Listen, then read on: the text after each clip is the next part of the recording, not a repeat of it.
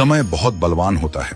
वह शिखंडी से भीष्म को मात दिला सकता है, कर्ण के रथ को फंसा सकता है, द्रौपदी का चीर हरण करा सकता है।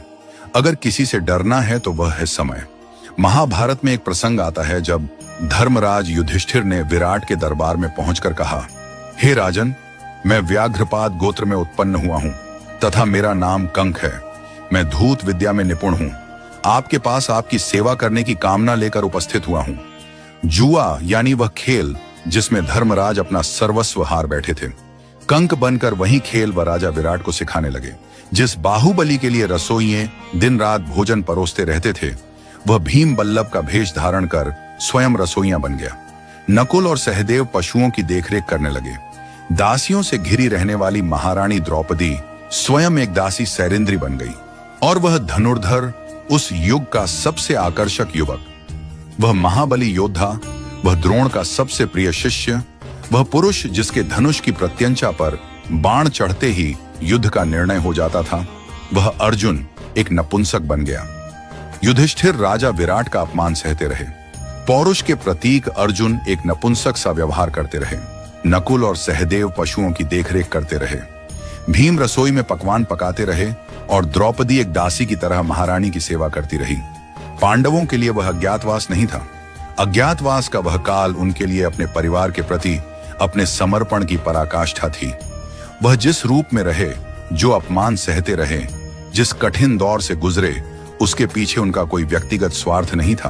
अज्ञातवास का वह काल परिस्थितियों को देखते हुए परिस्थितियों के अनुरूप ढल जाने का काल था। आज भी इस धरती में अज्ञातवास जी रहे। न जाने कितने महायोद्धा दिखाई देते हैं।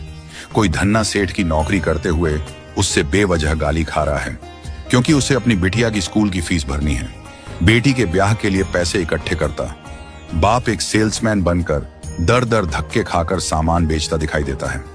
ऐसे असंख्य पुरुष निरंतर संघर्ष से हर दिन अपना सुख दुख छोड़कर अपने परिवार के अस्तित्व की लड़ाई लड़ रहे हैं।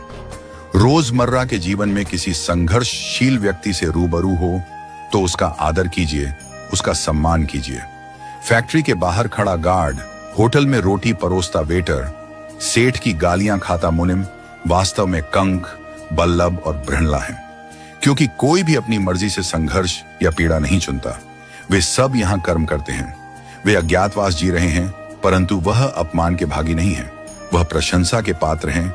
यह उनकी हिम्मत है, उनकी ताकत है, उनका समर्पण है कि विपरीत परिस्थितियों में भी वह डटे हुए हैं। वह कमजोर नहीं हैं। उनके हालात कमजोर हैं, उनका वक्त कमजोर है। याद रहे कि अज्ञातवास के बाद बृहणला जब पुनः अर्जुन के रूप में आए तो कौरवों का नाश कर दिया। पुनः अपना यश, अपनी कीर्ति सारे विश्व में फैला दी।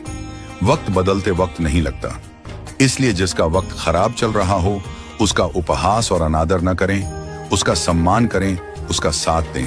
क्योंकि एक दिन संघर्षशील, कर्मठ, ईमानदारी से प्रयास करने वालों का अज्ञातवास अवश्य समाप्त होगा।